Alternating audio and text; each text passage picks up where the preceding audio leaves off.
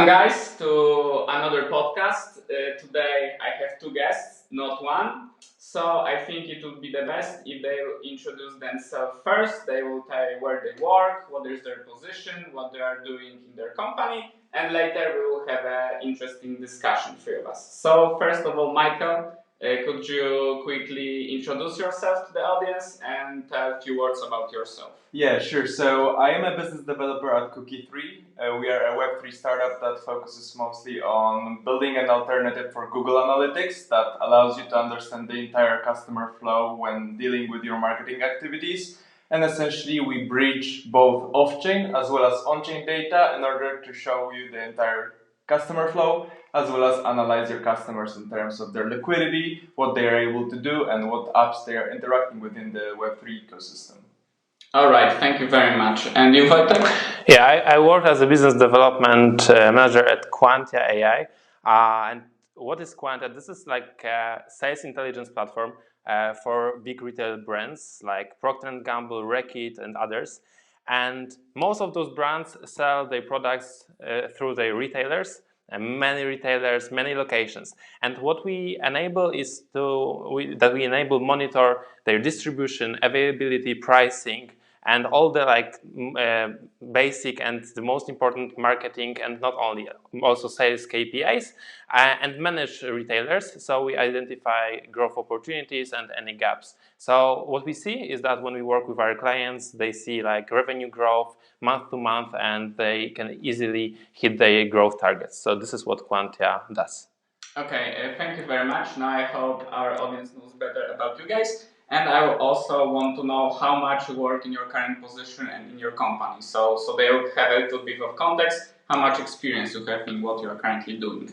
Maybe with you. Perfect. So I've been in Cookie3 for around 9 months right now. Okay. I am mostly dealing with client-facing role as a business developer, reach outs, inbound, outbound, and also a bit of marketing as well as fundraising. So I would say my role incorporates mostly the things coming from business perspective.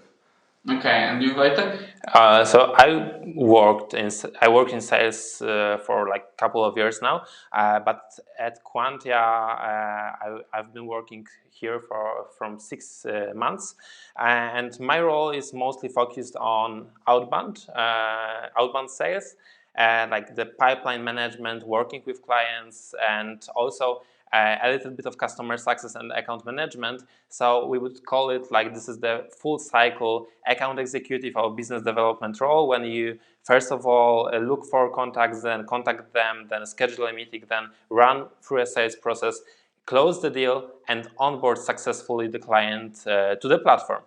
Because what I didn't say about Quantia, that we are a SaaS company. We are a software as a service company for enterprises. So the onboarding and making sure our clients can actually use the platform is super important. Okay, and Cookie3 is also in SaaS model? Yes, exactly. So we have our own platform that actually has been released around 1 month ago, and my role is also a responsibility to have a demo of the platform to the client. Help them understand better how they can utilize it in order to achieve what we essentially solve, and then also taking responsibility of managing that client, helping them with issues if any would arise, and then on top of that also managing the conversion from a free plan up to a paid plan. Okay, I think that it would be nice because you guys used a lot of, I think, special words such as account executive, business developer, demo, and I think not everybody in our audience knows these terms. So I would like, starting from the beginning, what it means to be a business developer. I think it's a fancy word, and a lot of people don't know what it exactly means, this job. And they might be interested in actually pursuing this type of career. Sometimes even those people don't know what it means, to be honest. Okay. That's the truth, to be honest. Especially if you work in a very fast-paced startup. But because this role consists like a variety of tasks. So what are the 3 example tasks? Okay, and this is what differs between me and Michael, because my role is, let's say, a sales role. So sales and account management. So my main KPI is scheduling meetings, closing deals, and those are the main metrics, and also client retention. those are the main metrics that I focus on my daily job. But in Michael, in your case, there are many more tasks and the bigger variety, what I heard. Yes, exactly. So I think that this is because of the fact that mainly the communication in Web3 startups is placed on Telegram platform instead of maybe the emailing, which would be, the usual in Web2.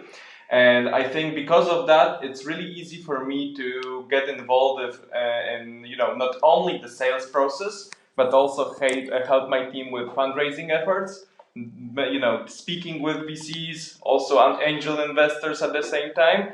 And on top of that, I would say that a bit of here and there marketing comes in because as a B2B startup, we, one of the ways we essentially help other companies in understanding what we are doing is through lots of, content that we create. So I would say a part of that is also, taking part in that content creation process whenever, there would be a room and need from my side to do so. Yeah, but what's also important to highlight here that you mentioned behind the scenes that there is another person, like the head of growth, who is mostly focused on sales pipeline and running through the deals. In my case, it's mostly me running those deals. Hand in hand with CEO of the company. So we are like a team of two working on those deals, doing stuff together. So this is why also, like having sales opportunities in the pipeline, I don't know, 20, 30, like my main focus is on sales. But what is the most important right now, for example, my priority is building pipeline actually. So like really focusing on the first stage. So how do we get to the companies? How do we schedule a meeting with them? And after that, usually we work together with CEO. But the first stage is like fully my responsibility. And this is also important from a VC-backed startup because when you can schedule meetings with clients, it shows that the product is interesting for people. So it probably solves a really important pain for the customers. They want to talk with you, they want to know more. And this is really an important sign for investors that you have a strong pipeline. Of course, there are other challenges on the way. So how do you sell that? How do you onboard? How do you do account management? How do you make sure they that they prolong the contract? But this goes after. And the initial stage, we need to build the interest. We do it differently than in your case. We never use Telegram, for example. Those are the market specifics, and that's we operate in different industries. I mostly use email and LinkedIn, and majority of my clients are on LinkedIn and using email. But what's important that big corporations, they run through all the communication on email. Usually they don't even use Teams or something. So what's really important for me is to break through the noise on their inbox because they are receiving 200, 100 emails every single day, and I want to be the email that they respond to. So how to successfully create this email that you will get to this corporations, people working in the corporation? The most important part goes before sending the email. So you need to really identify your buyer persona. So buyer persona and ICP. So ICP is our what kind of company do we want to reach out to? So we have identified it. We mostly focus now on retail brands, mostly consumer electronics and food and beverage. Okay, now we have this clear, but then we need to decide, okay, so which person, which position in the company should we run to? And in our case, those the specific directors and account managers. And when we identify that, then I can start the prospecting phase. So this is when I go to the LinkedIn or Apollo or any other tool. The tool is not as important as the whole process. And I look for people and their emails. And after that, then it's crafting messages and all this. But really the research phase and the prospecting phase is crucial because even if you have the best outbound message, but it's targeted to the wrong person, it won't work. So this is what's important. But coming back to your question, now the let's say trend is that the messages should be as short as possible, as direct as possible, and this is kind of I try to balance this because before I was selling to SMB, the mid-market, and conversations were much more casual. Now with enterprises, I need to find a balance between very, very short and direct and being kind of professional and up to the tone with what is their daily communications. But wondering if you also like the cold reach out via email or something like this, or it's completely different way that you approach that. So I would say that because of our business model and being a B2B startup in Web3,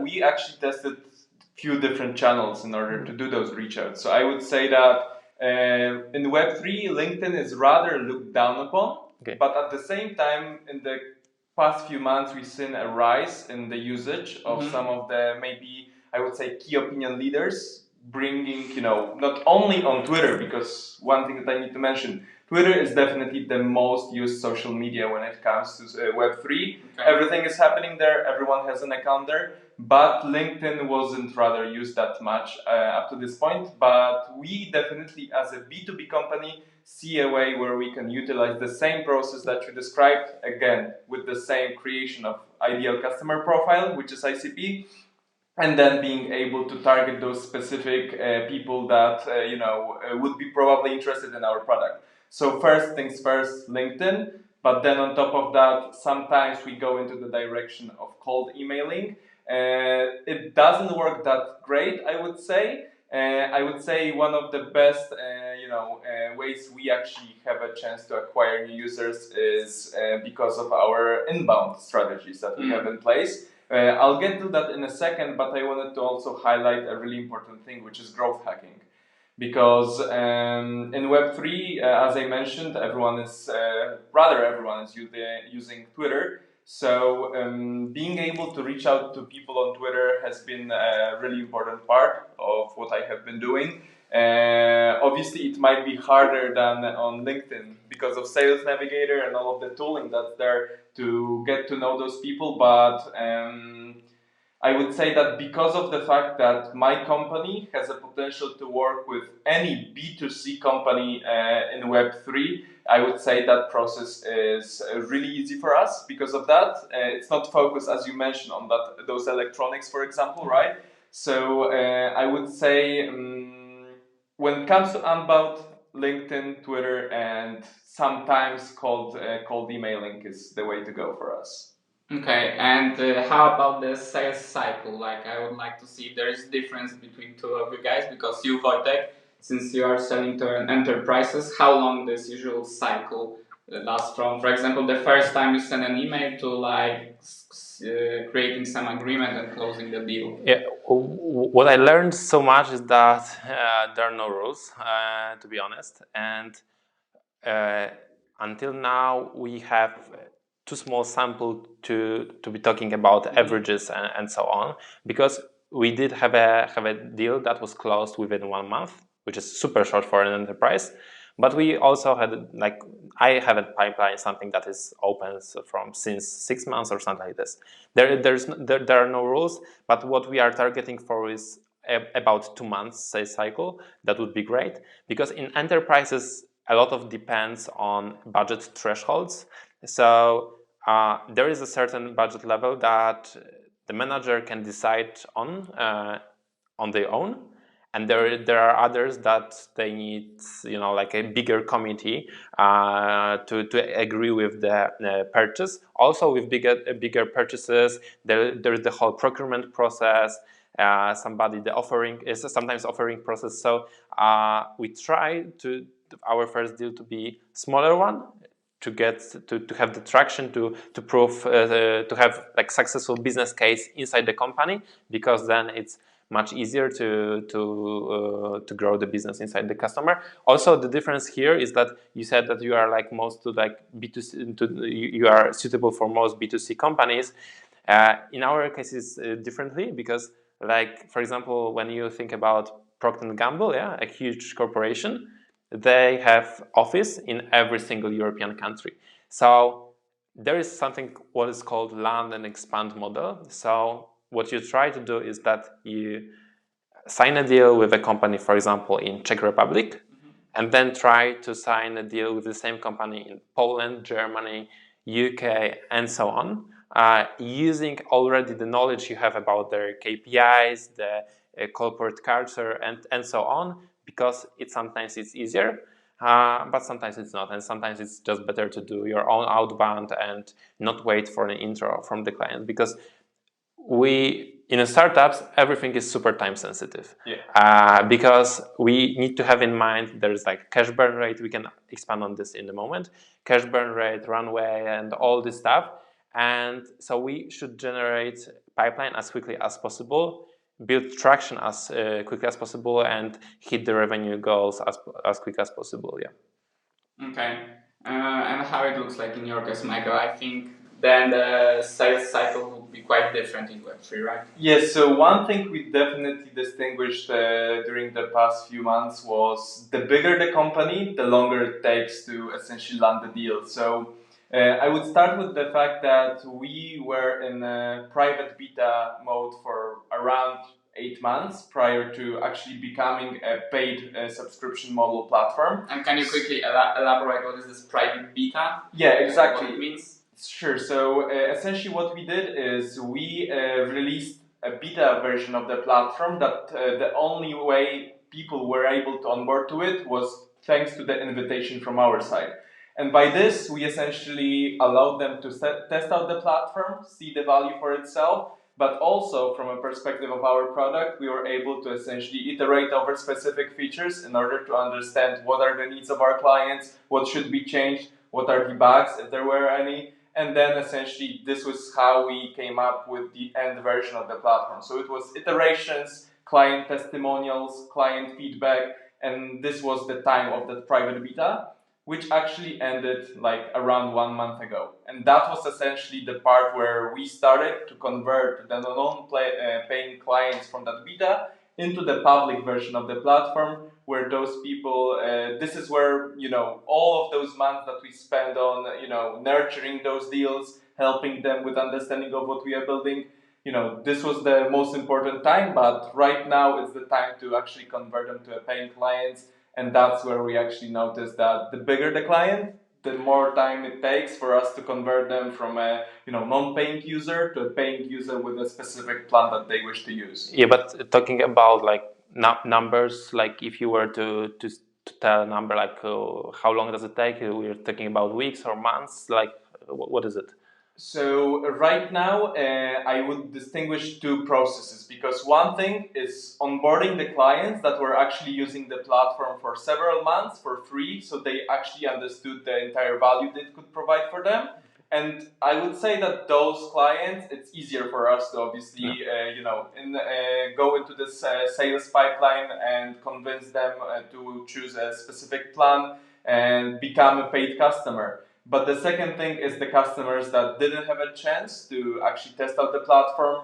And what it takes for us is we provide our clients with around 3 weeks free trial. And after those 3 weeks, essentially they have a chance to, choose a plan. And that's where, the thing starts, I would say here, because some of them don't really, aren't really convinced.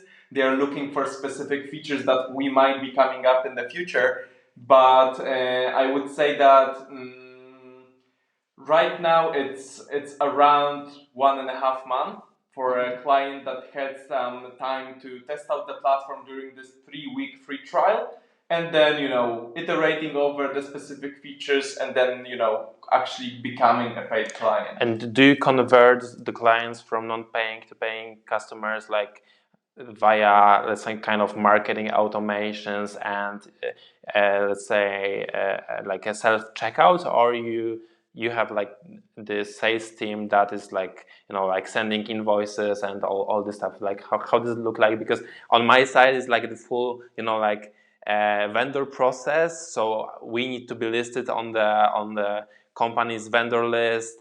We need to do some due diligence with them, and it's really time consuming. Wondering like what does it look in your case? Yes, so it depends, because obviously as we work in Web3, we give our clients an option to pay in crypto. Okay. So it depends. It's obviously the stable coins, which is USDC, USDT, and this is those are the stable coins that are pegged to US dollar. So they have an option to send the funds to a specific wallet. But this obviously would require that they would have an option, they will receive an invoice for that, and obviously that would be also implemented in our accounting, which later we have to pay obviously the taxes for. So we have a self-checkout via Stripe. So Okay. Stripe is allowed for our customers, and essentially after this three-week free trial finishes, we obviously talk with them if they had a chance to evaluate which plan would suit them the best, and then we ask them if they would like to pay in fiat or if they would like to pay in crypto, and that's where essentially we create the invoice, and it becomes an actual, like, that's the start of, I would say, the subscription. So we don't have to become a vendor or anyone list. I would say it's way faster in terms of those processes. It's just an invoice that we send out. We'll unlock the specific plan for the client, and they are good to go, I would say. And I'm interested, what is the proportions clients that pay normally are paying like some Web3 coins?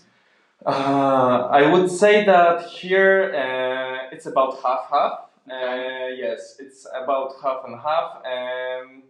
Yeah, like some of the clients, the first thing they ask is if we would be allowed to pay in crypto. Some of the clients actually told me like, come on, we aren't paying with fiat. It's the way to go to pay in crypto. So that's the immediate response. They are straight going for that specific payment. But at the same time, still a lot of those clients are using Stripe and then converting to a paid client through that. Okay, and I'm interested if you are getting money in crypto, like you're getting also some percentage of your salary in crypto, or how it works, or like you converting all of the money that you get in crypto to normal money. Yes, so obviously it depends on a startup you work in. In my case, it's only in fiat, which is the regular money, I would say. So Okay. yeah, it's just a normal payment to a bank account of mine, and that's how we operate. But I would say the market really depends on the way the specific startup would like to work with you. So I would say that's really depending, and in my case, it happens to be fiat. Yeah. Okay. Okay, thank you very much. And now let's talk more about the business developer positions. So I want to become a business developer. What skills I should possess to be a good business developer, and maybe with you, Wojtek, we'll start. Okay, so what I said is that my role consists basically 3 separate roles all in one. And in a bigger company, and this is what we are going to do in the future, is that those roles should be separated for the efficiency reasons and all this. So business developer is like what we call a Swiss knife person, like all in one, one man, one army, that does all the things connected with the business and new revenue, let's say so. But this role, as I said, consists mostly 3 of other roles. First of them is being an SDR, which means Sales Development Representative. This is a person who is focused on outbound activities, cold reach out via LinkedIn, email, phone. And the KPI for this person is to schedule a meeting. And this is the moment when the responsibility for the role ends.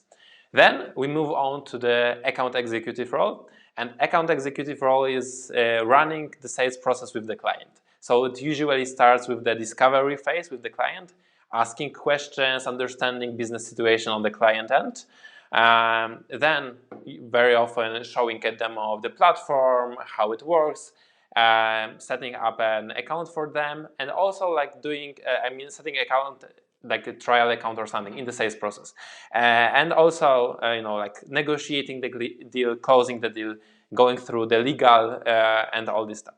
And the third role is like customer success or account management, is everything what happens after the deal is signed. So when the deal is signed, we need to make sure, okay, we have accesses for all the people. The platform is adjusted to customer needs, all of this, and regularly meet with clients, make sure he's happy, they know how to use the platform.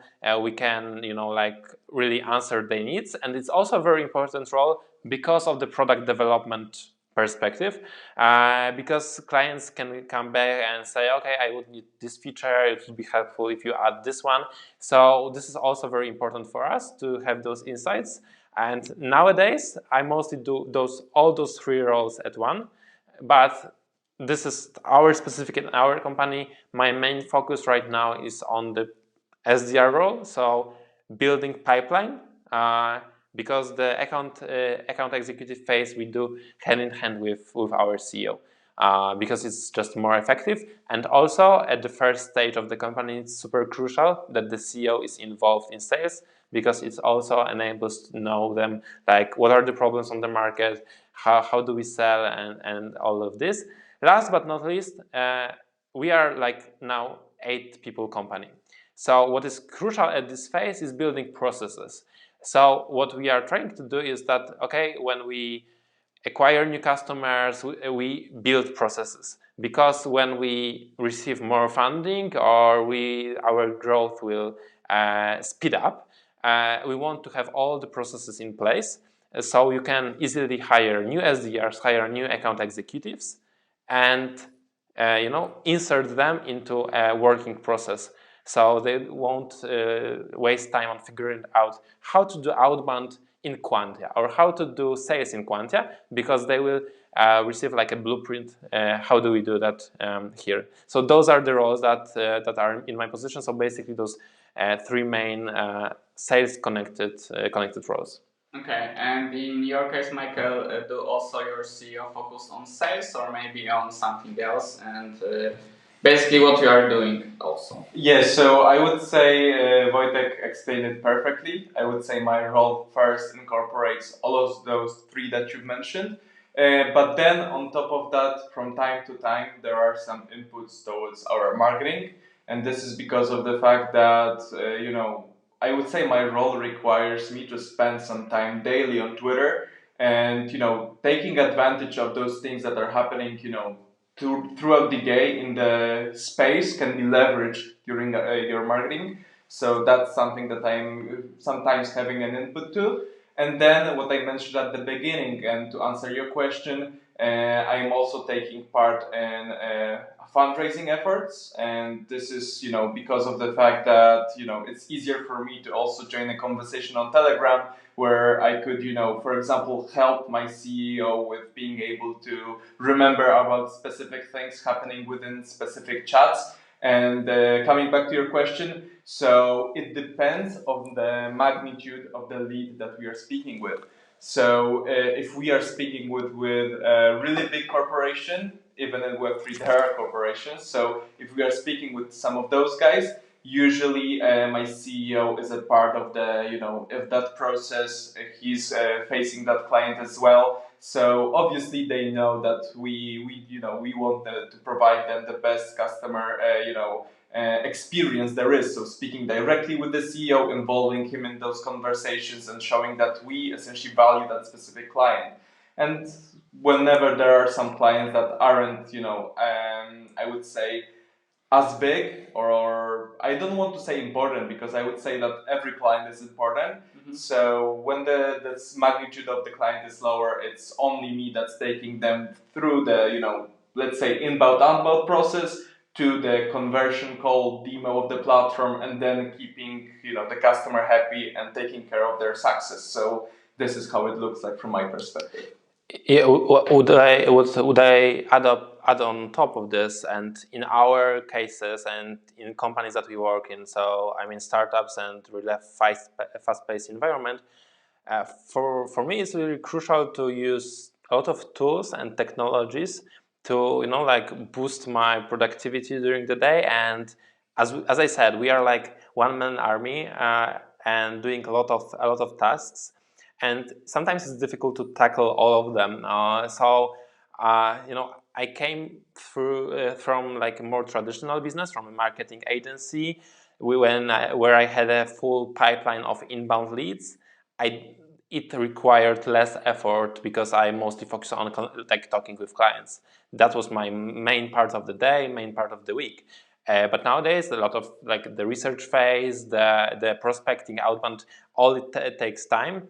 Also preparing some materials, so doing also some like a sales enablement, preparing some materials for the clients. So it all takes time, and in this case, when like there is one person doing all this, you need to use the time effectively and wisely. So this is, I would say, I use AI almost on a daily basis at my work. And when I talk with people, let's say in the business, like selling in different type companies, it's not obvious. So I would say also the business development position in a startup company like is super different from a traditional business. It's super different. Exactly. So from my perspective, on top of AI, definitely note takers are one of the best tools to use, because when you're on a call with a client, I would say that obviously you would like to give them as much as attention as they need. And sometimes those notes, just typing something on your keyboard, might be distracting. And so I would say definitely note takers are a really good tool. I would advise you on using some of them. And apart from that, definitely from your perspective as well, a really nicely prepared CRM is like, without it, like there is no way you will keep up with everything that's going around in the company. Okay, so we have a tool for note taking, we have a tool for CRM pipeline management. Anything else you used on like in my case, all the things connected to outbound activities. So usually there is a tool that enables you to look for emails. In my case, it's Apollo. There is usually a tool that you do the outreach. So you set up a whole campaign flow. Yeah, exactly. It can be done in Apollo. I use Lemlist. This is all very, very personal. And you can use different tools. Most of them do the same job in very comparable way.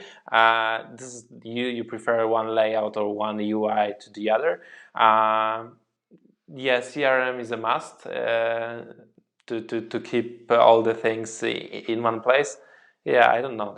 Of course, normal email, Slack, Asana to work with our team, because this is very important in the sales role. So my to-do list, let's say, so my daily tasks are in a CRM, because most of my daily tasks is connected with a certain sales opportunity. I need to contact this client, call him, tell something. This is really connected with this, so this is in CRM. But there is my part of work when I cooperate with the rest of the team. Sometimes product, sometimes developers, or something like this.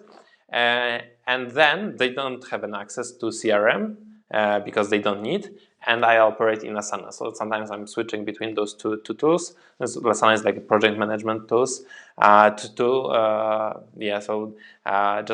my go-to is always CRM.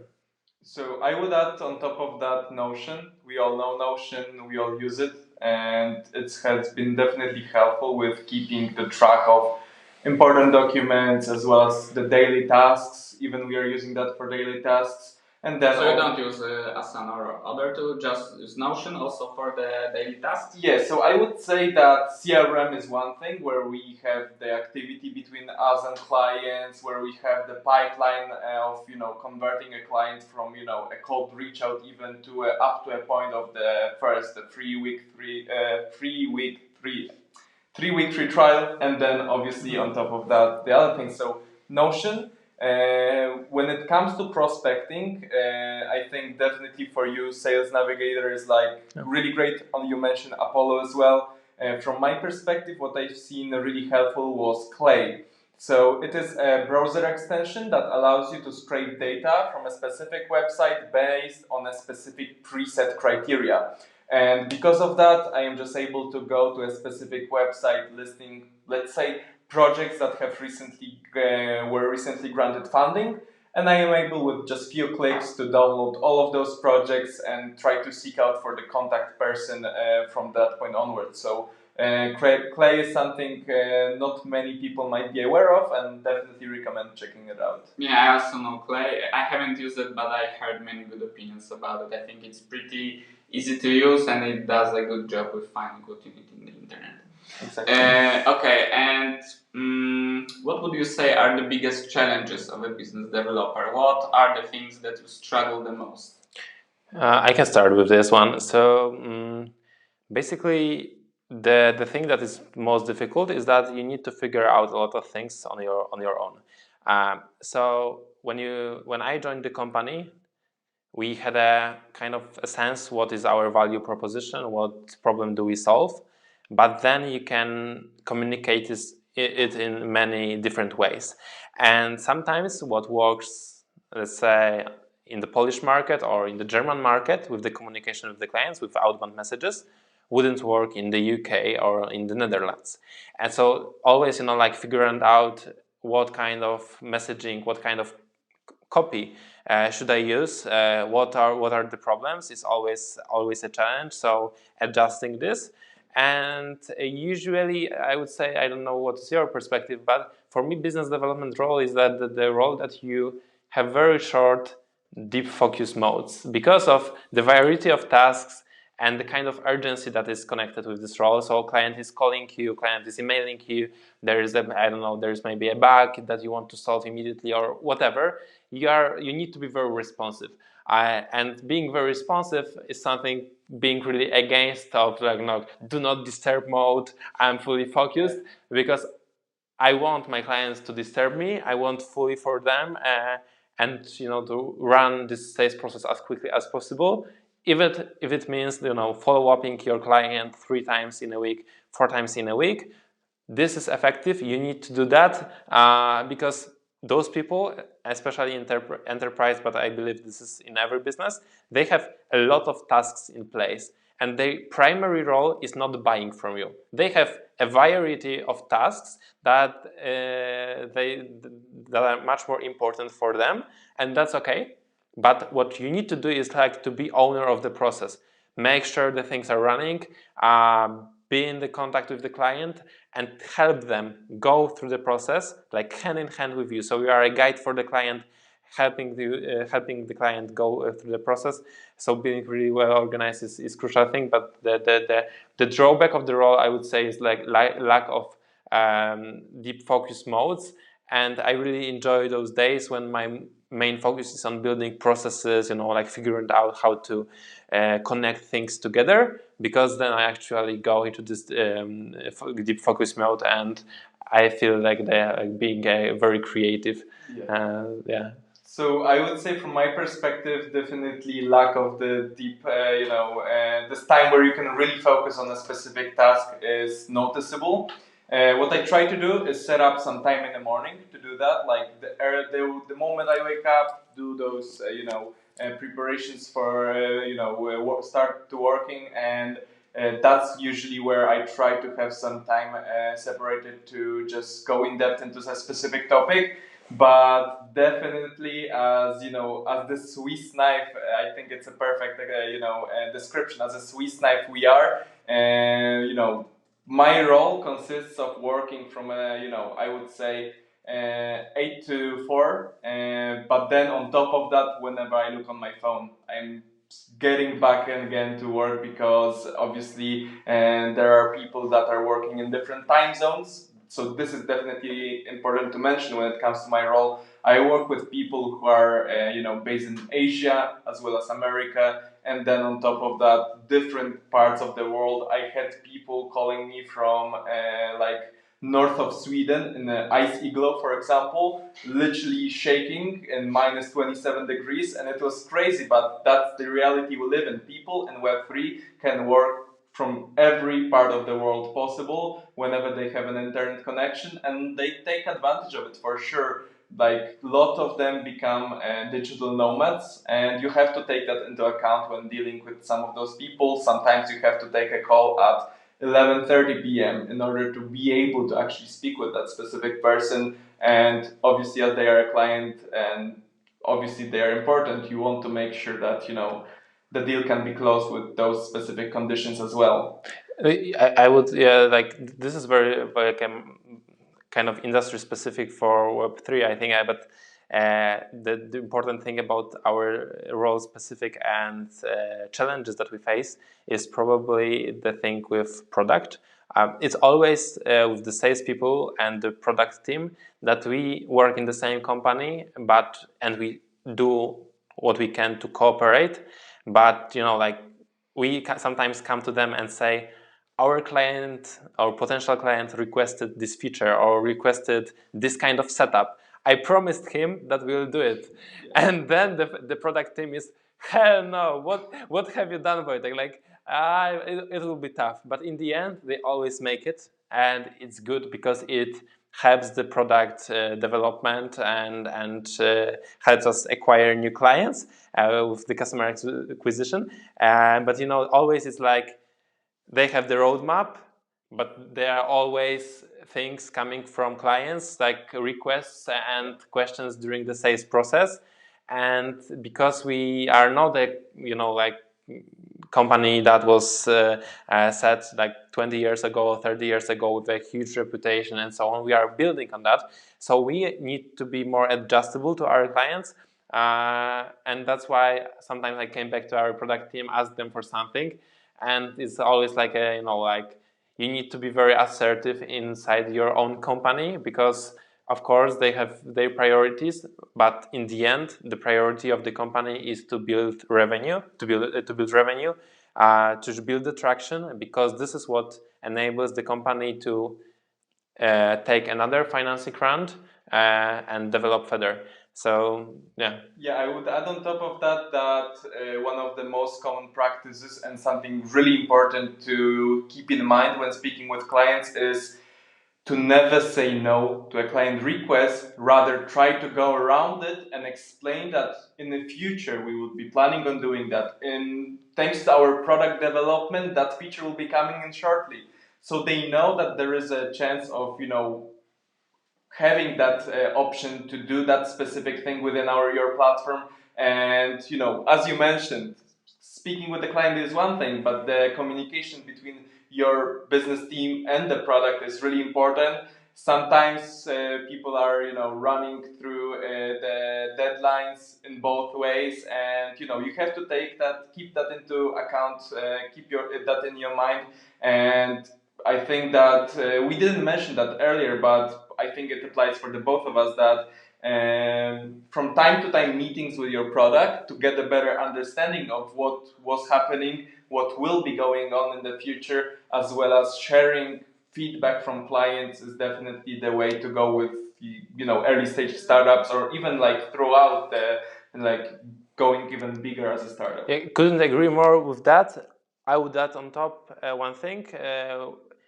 What I found out is that our product team really likes me sharing updates about sales process, because when they work, for them work is usually certain tasks in Jira or Asana or whatever tool, and moving them from new to done or anything like this. So sometimes they don't see the picture, like what the clients say, what is the interest in our product. So this is always fascinating, and they really enjoy that. I know it from my case, to share, hey guys, we are just talking with this company, with this.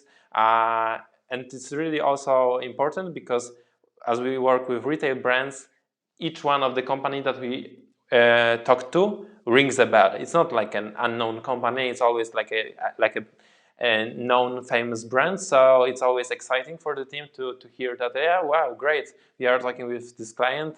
So definitely important to have those meetings. And I just remember that in the end, product is super important, because we need to balance it. It requires a lot of balance, because you can't promise things to client that will be something that only one client requested for, because you don't want to develop your SaaS platform in line with requirements from only one client. But if there is the thing that you can easily do with, I don't know, with 20 minutes or 15 minutes, and it's tiny thing, and for example, it's super important for the client, maybe this is something you could do. So what I do, what is, let's say, my technique. This is not anything sophisticated, but I would love to share it. So it's like, let me discuss it with my product team, our tech team, and I will circle back with an answer and tell what's possible, how we can approach this problem. So I try not to promise on the call too much, because then I would need to say, oh, we can do this, yeah. So, and you don't want this situation. You don't want to say that, oh, I promised you and I can't do this. I always say, yeah, we work very closely, like the business and the tech in our company. Let me discuss with the team and I'll come back. And this really works. And they say, yeah, okay. So you are not like, like pushing and you won't tell me everything what I want to hear just to sell me. And it's also really important because both of us sell in more like consultative way, like approach. So we really need to understand business on the other end, and we need to identify which value proposition of our product is the most accurate, most valuable for the client, and focus on this one, because maybe for our client only one thing in our product is like super important and makes them want to buy it, and the other is insignificant. That might happen, but we know to identify this particular one that they are like, oh wow, we need to get this, like shut up and take my money. Yeah, so I would add to first the thing you mentioned regarding sharing with your product team who you're speaking with. So I think definitely it's a must for any startup to essentially show a bigger picture to any of the teams that you're working. And it works from a perspective of product, sharing with business what's the roadmap, what they are working on. But the other way around, sharing first the people you speak with, the big names, obviously, but then also I think sharing feedback from coming from clients that are, essentially congratulating them for their work, which they would never hear because they aren't facing those clients. And I would say this is like definitely a must and something that we've been doing as well. And to on top of what you mentioned regarding building a specific feature, from my perspective, it's a bit different because whenever we speak with like a really well-renowned client that's an industry giant, definitely we try to find those ways. Like even if this feature would be only for that specific client, we are trying to do as much as possible to make it happen because. I think in Web3, whenever you share a logo of one of the biggest brands out there, like this brings so much attention to it. Not only attention to it, but also it validates your idea. And I think because of those like industry giants, whether it is a provider of a specific service or even a wallet, like this is definitely really important to try to make it happen.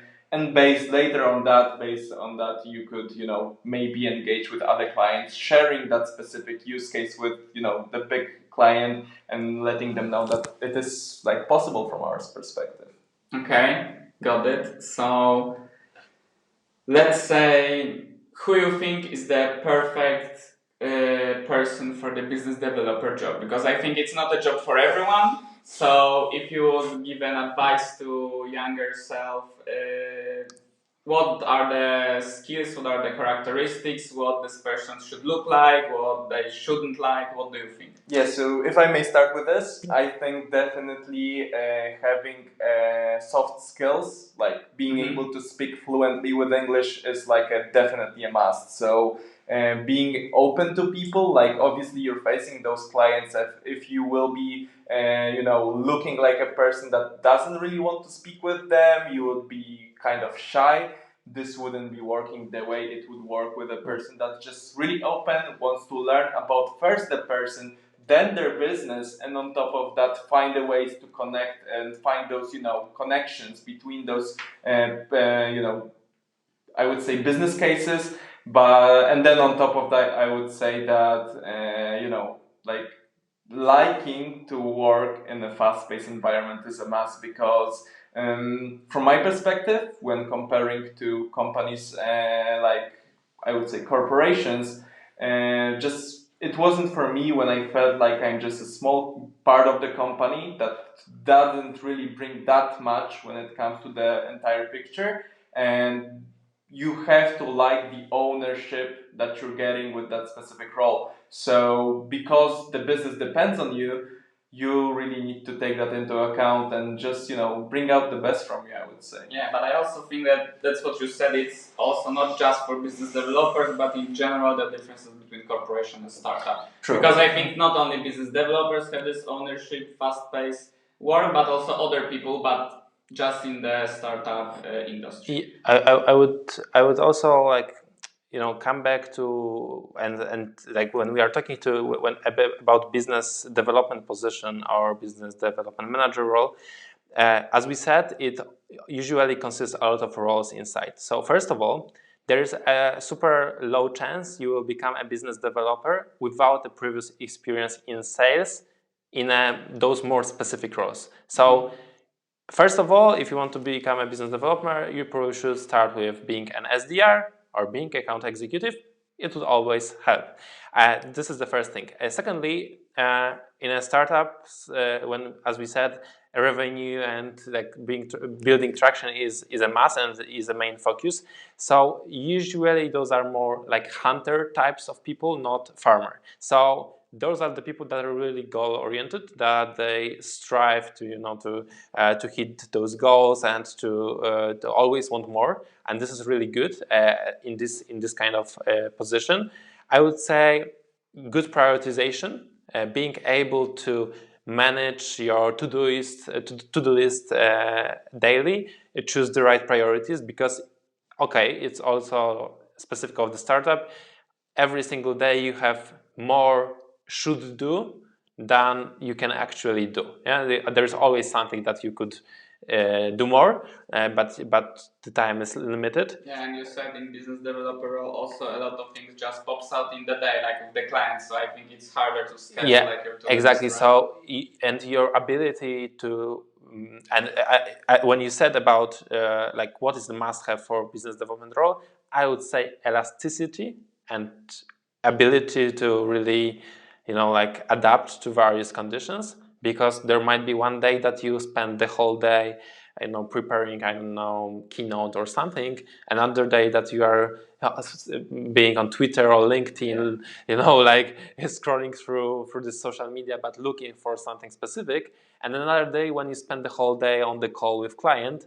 Completely different days, completely different skills. So what I would say about every business business development person that I know is that versatility is like they can do anything. Like they can do like build processes, sell, and many other stuff, and they are super well organized. This is like a must-have. So this is on my perspective, definitely. Yeah, I think you definitely mentioned some of the points that I see myself in, like elasticity that you mentioned, definitely.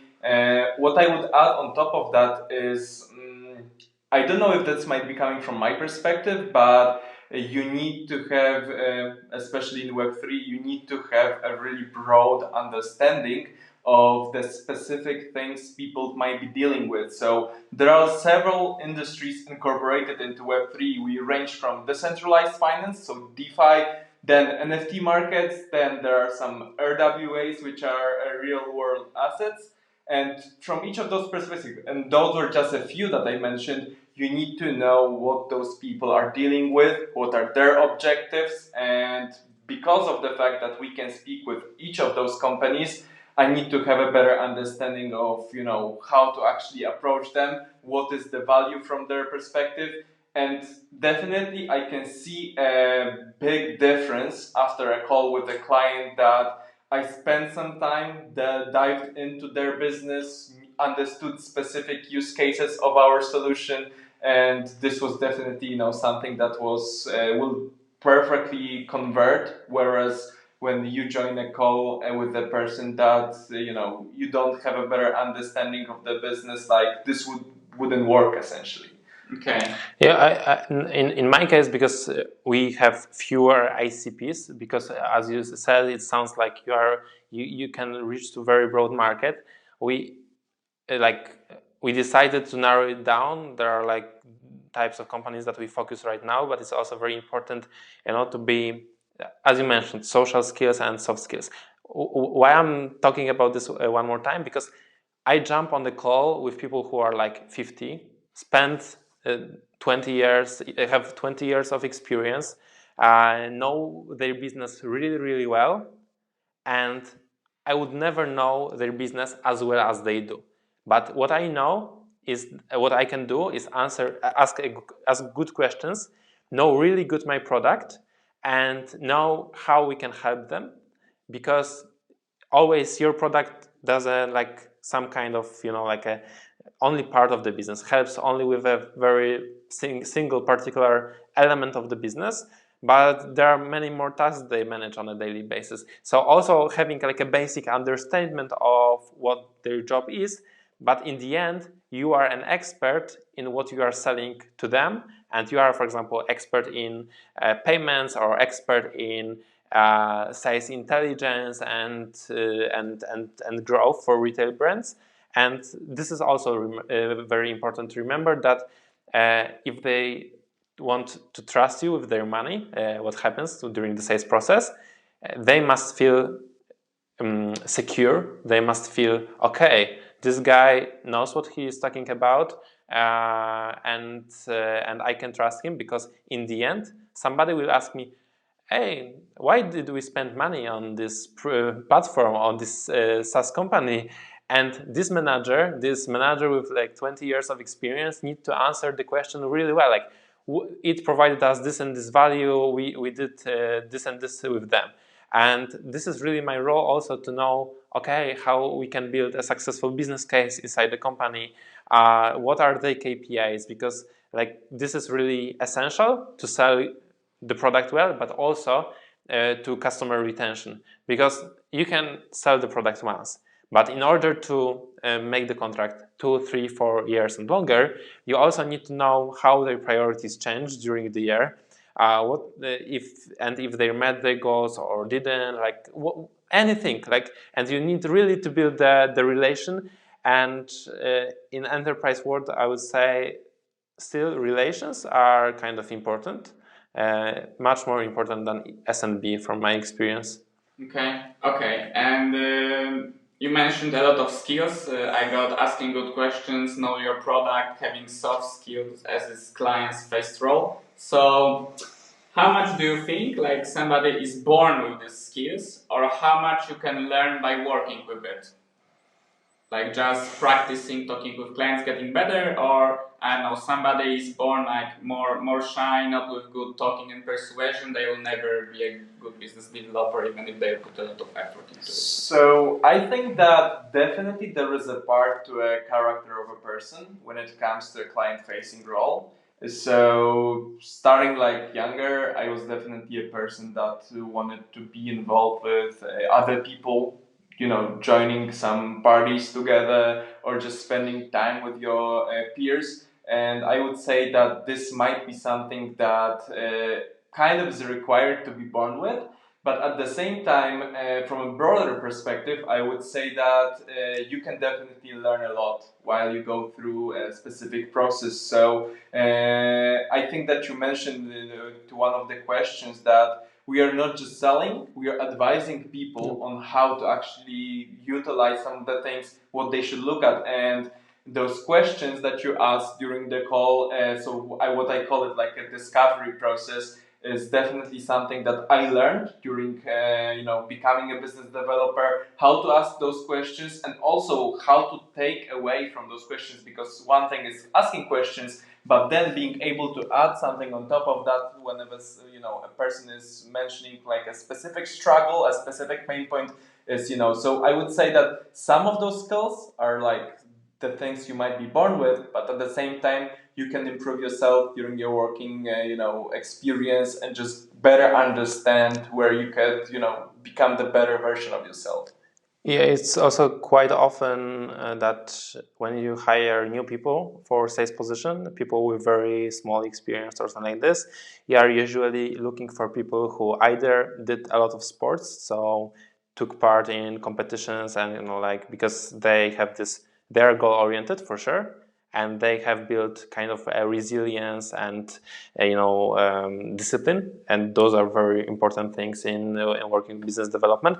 But also on the other hand, those people who are involved in, I don't know, university community or something like this, because it shows you they have this like connector, you know, like they can easily hop on a call with anyone, get along, and it's also very important. And I would say that those skills with talking with clients and making them feel comfortable are something that takes really a lot of time to learn. And I would say those are mostly kind of natural things, or maybe something that is learned during when you are a child. But something that is more like tool specific, like doing outbound, creating cold email campaigns. This is something that can be easily taught and can be done by almost anyone. But the one caveat here is like the mindset is a crucial thing.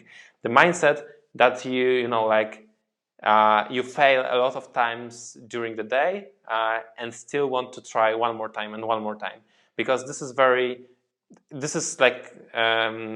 is true for every position in startup, but specifically for business development positions, because we hear no a lot, and we need to still find the motivation to go forward and ask one more question and reach out to one more lead, and so on and so on. I would add one thing to that, is that for like you have to have a reasoning to become a business developer as well from your side. So I will give like an example of, let's say I would be a more introverted person that doesn't really like to have that much contact with people during like working hours. And if I were to go into business development role, I would be doing something that's against like what I like. So a part of me wanting to join a business developer position was the fact that I know I wanted to spend more time also speaking to other people, being able to, you know, not only sit in front of the computer the whole day and just focusing on Excel sheets, let's say. It was also the part that I get to actually speak with other people, understand their problems, see what exciting things they are doing as well. So, you know, I think that you need to also be a person that really likes to do those things in order to be the best business developer you want to become. Yeah. Okay. Last question, I think, about career of business developer. Let's approach it from two sides, I would say. First one, like advice for younger people, like if they will one day become a business developer, you already talked that like it's a further position. First, you need to start with some sales development representative, for example. For example, yeah. I know nothing about sales. I have no experience. What should I do? What skills I should learn? I'm now involved in these communities, in the clubs, do some courses, how to get a position as a sales developer. And second question, what is after business developer? What are the roles that, like, for example, you get a promotion and what's like? I can start from the let's say web 2 orientated startup.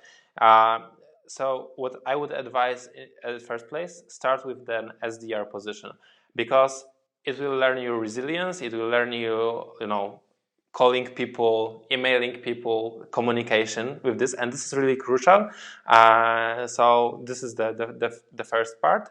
Always look for good managers. So I would even more be focused on a manager that I will work with, not the product I will be selling as much as the manager I'll be working with. Of course, if you want to get into the startup ecosystem, you should work in a kind of a SaaS company or other software company, because doing outbound, I don't know, in a marketing agency wouldn't be really something comparable. So I would definitely start with an SDR position. It is really nice starting point. Usually the path is that if you are an SDR for 1 year, 2 years, you try to go to an account executive role. This is the normal path. So you meet more with clients, talk with them more and more, and so on. And this is the place that you choose, basically, because you can be more the salesperson, as I am, for example, more like with a hunter approach.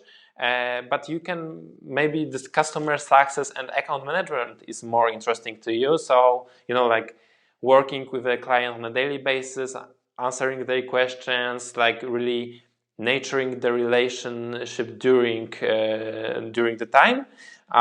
It depends on personal traits and characteristics, but I would say that the best way to break into business development position in the end is starting as an SDR, because this is also a very rare skill, because very few people, from my experience, can call other people out of blue, try to schedule a call with them or offer them something and feel confident with this. So definitely, if you have a problem with order a pizza over phone, you shouldn't go to the sales development position. Yes, definitely. I think from my perspective, when it comes to like prior to becoming a business developer in Web3, on top of all the soft skills and kind of the characteristics of a person, you definitely need to dive into the rabbit hole of what's Web3, because without that knowledge, you will have no idea what you're doing. So without it, like you have completely no clue what are the specific products people are offering, what is the like in general narrative that's in the entire space. So I would say definitely checking out Binance Academy or checking out Whiteboard Crypto on YouTube. Those are like might be the good starting points into better understanding what you're dealing with here.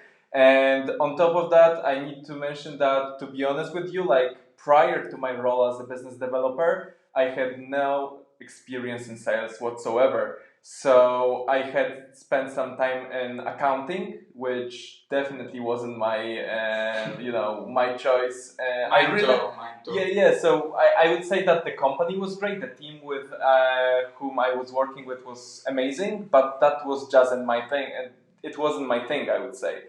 So definitely diving into the Web3 rabbit hole was the first step. And then because of the ability of my startup, learning from the peers, learning from the amazing advisors we are working with has definitely helped me to, rise the standards when it comes to what is a business developer role, what are sales, what is account management.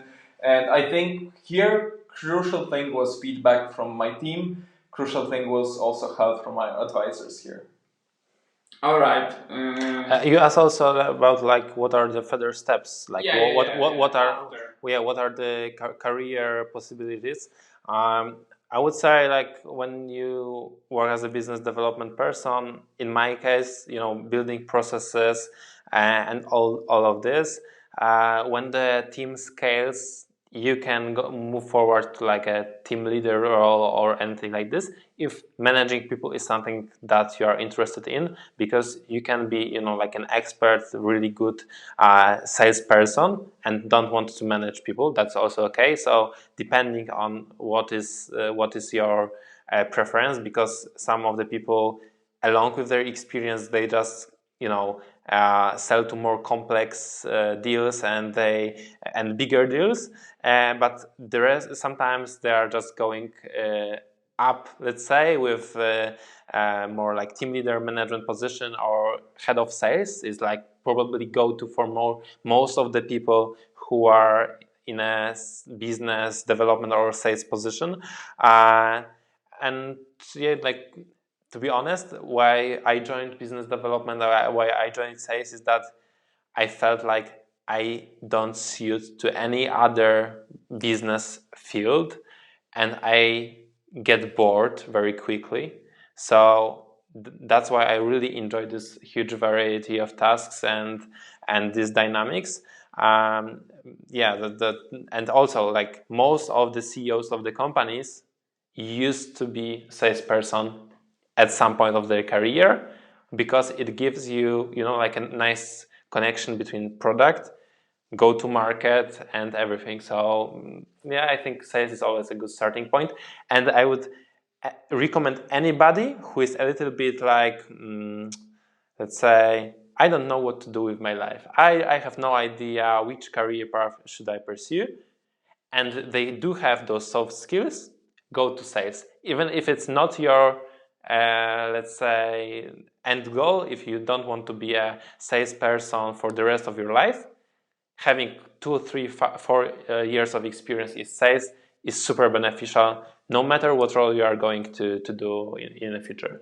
Yeah, for sure. So, from my perspective, definitely the way that I work within the startup is on top of all the sales, I learn a lot about the business itself, how you should conduct it, what things are important when it comes to, going to market, talking with product, iterating of it. So, I would say, like, from here, what I see is possibility of, like you mentioned, managing a team, probably maybe in the future. Then also, what I see a possibility in is being a head of growth of a particular company. I don't want to say that I want to take the position from the current head of growth of my startup. I'm just saying that it is a possibility, and definitely something I am taking into account is starting something on my own, because after some time you actually understand better the market. You know what are the things that are missing out there, especially when you're able to speak with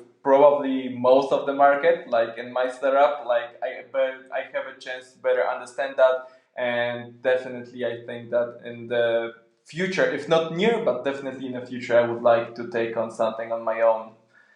It doesn't require, if it wouldn't require me also to leave the current position, because things can be happening in the background, I would say here. Okay, so I think we are wrapping up. Do you want to say anything to the audience? Any last words?